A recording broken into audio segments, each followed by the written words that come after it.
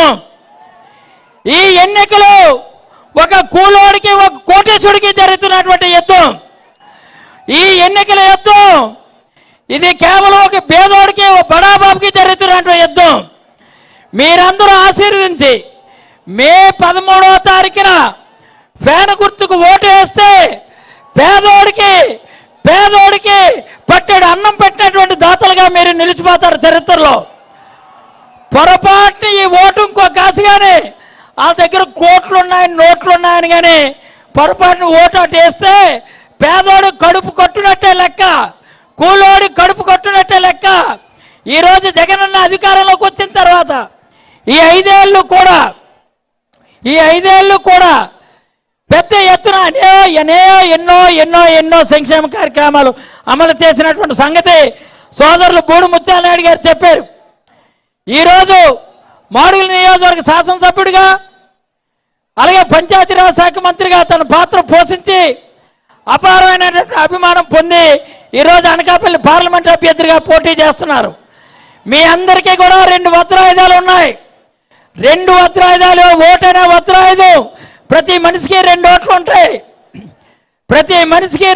ఉంటాయి. 2 ఓట్లు కూడా పార్లమెంట్ అభ్యర్థి అయినటువంటి సోదరులు ముత్యాల నాయుడు గారికి ఎమ్మెల్యే అభ్యర్థిగా నన్ను దీవించమని మీ అందరూ కూడా వినయపూర్వకంగా కోరుకున్నా.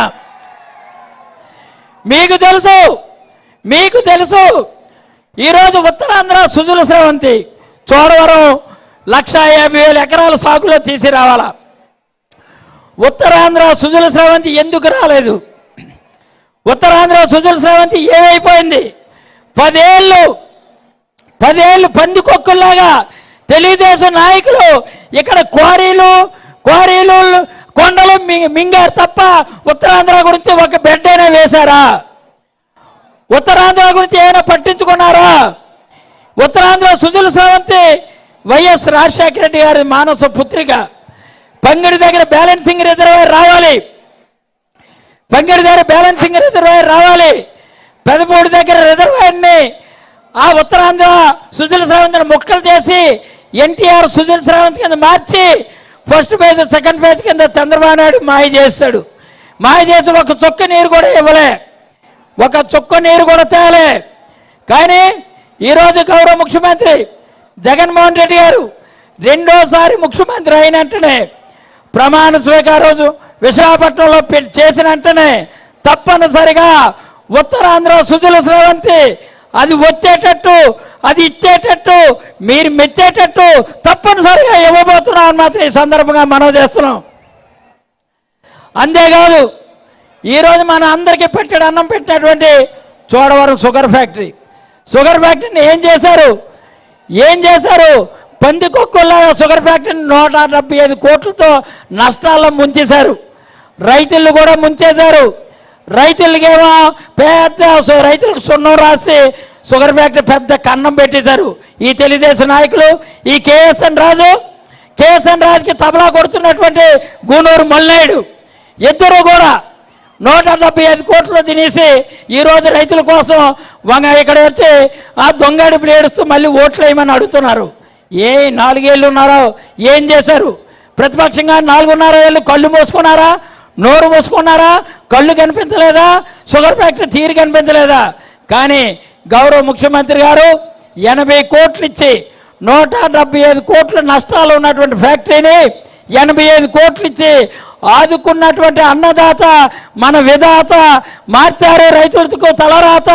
ఆయనే జననేత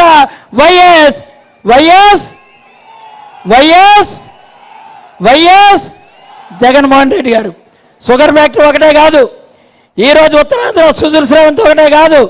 ఈరోజు చెప్తున్నా, ఇక్కడ ఉన్నటువంటి కండిపల్లి కానీ, పక్కన ఉన్నటువంటి రావళ్ళు కానీ, పక్కన ఉన్నటువంటి లక్కవరం కానీ, పక్కన ఉన్నటువంటి గౌరవరం కానీ, పక్కన ఉన్నటువంటి మన చోడవరం రైవాడ కుడికాలో దిగువనున్నటువంటి దాన్ని ముత్యాలనాయుడు ఇక్కడే ఉన్నారు.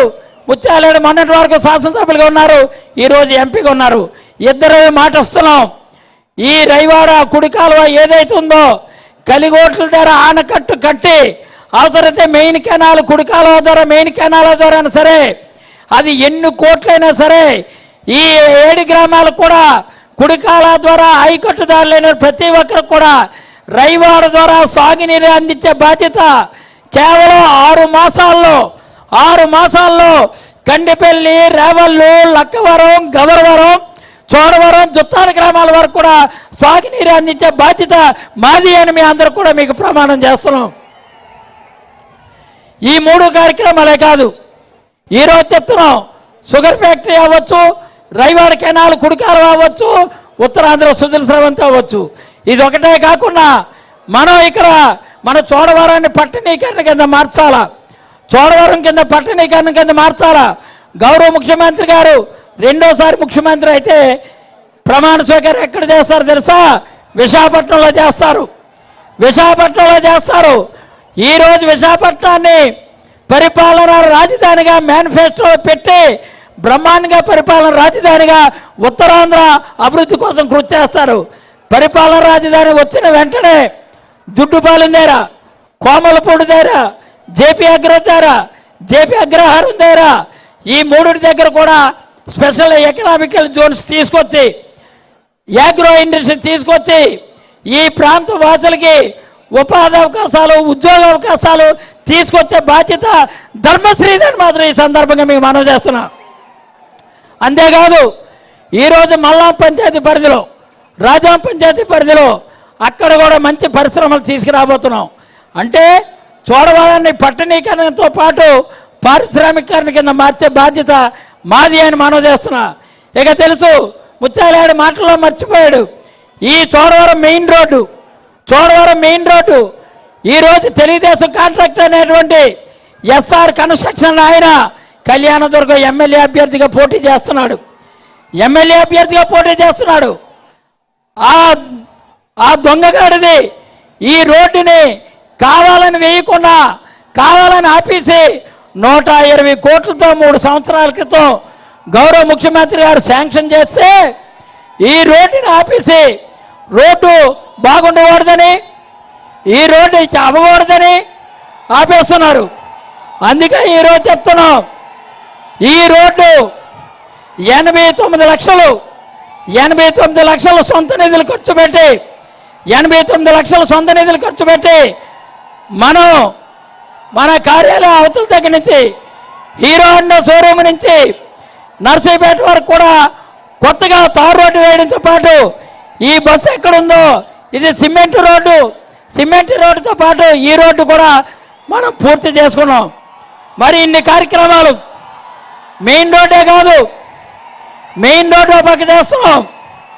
మన ముఖ్యమంత్రి గారు వచ్చిన వెంటనే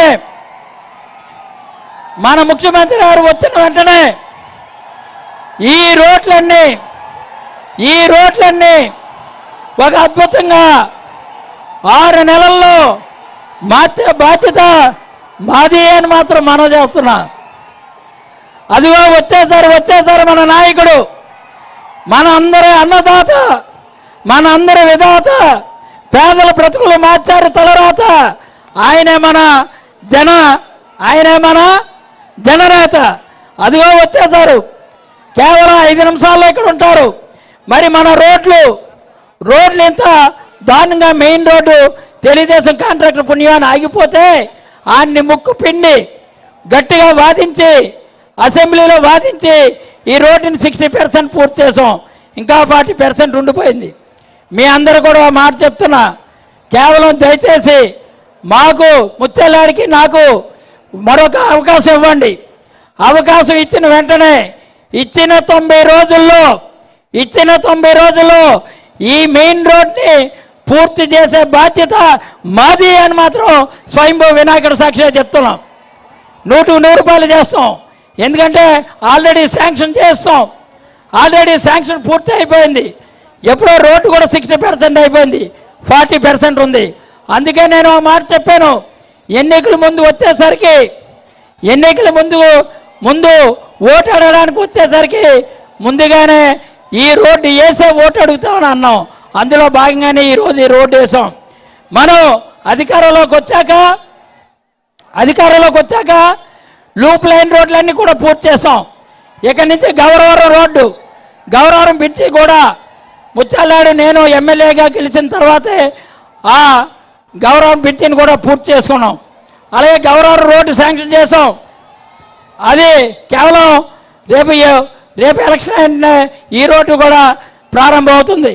ఈరోజు పిఎస్5 రోడ్డు తార్ రోడ్డు పూర్తి చేసాం, అంకుపాలెం రోడ్డు చేసాం, అలాగే ఇక్కడ ఉన్నటువంటి లక్ష్మీపురం రోడ్డు చేసాం, భోగాపురం రోడ్డు చేసాం, గజపతినగరం చుట్టాల రోడ్డు చేసాం, చోడారం నుంచి గౌరీపట్నం రోడ్డు పూర్తి చేసాం. ఇదొకటే కాదు, బుచ్చిపేట మండలంలో 32 కోట్లతో బంగారమెట్ నుంచి అనకాపల్లి వరకు కూడా నేషనల్ హైవే కింద ఒక అద్భుతమైనటువంటి రోడ్డు చేసాం.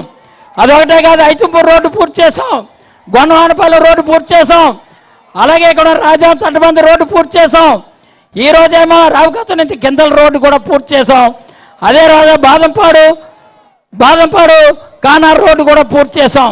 ఎక్కడైనా లూప్ లైన్ రోడ్లు కళ్యాణపురం రోడ్డు కూడా చేసాం. కొత్తవారి నుంచి కళ్యాణపురం వెళ్ళే రోడ్డు కూడా చేసాం. ఇన్ని రోడ్లు కూడా కంప్లీట్ చేసిన ఈ మెయిన్ రోడ్డు కేవలం తెలుగుదేశం కాంట్రాక్టర్ వల్ల ఆగిపోయింది. ఈరోజు చెప్తున్నా, మన ఏంటో మాయ మాటలు చెప్పేవాళ్ళం కాదు. అందుకనే సొంత నిధులు ఖర్చు పెట్టాను సరే ఈ కార్యక్రమాలన్నీ పూర్తి చేసాం. పెద్దలారా మీరు అందరూ ఆలోచన చేయండి. మీరు ఓటు వేసే ముందు ఈ ఓటు వల్ల పేదవాడి ప్రయోజనం కలుగుతుందో లేదా, లేదు నీకంటూ ప్రయోజనం కలుగుతుందని ఆలోచిస్తే సైకిల్కి కాదు కదా, దేనికి కూడా ఓటు వేయరు. వేసేదంతా కూడా ఫ్యాన్ గుర్తుకే మీరు అందరూ కూడా ఓటు వేస్తారని మాత్రం మనం చేస్తున్నాం. అందుకనే గౌరవ ముఖ్యమంత్రి గారు చెప్పారు, ఫ్యాన్ అనేది ఎప్పుడు కూడా ఇంట్లో ఉంటుంది.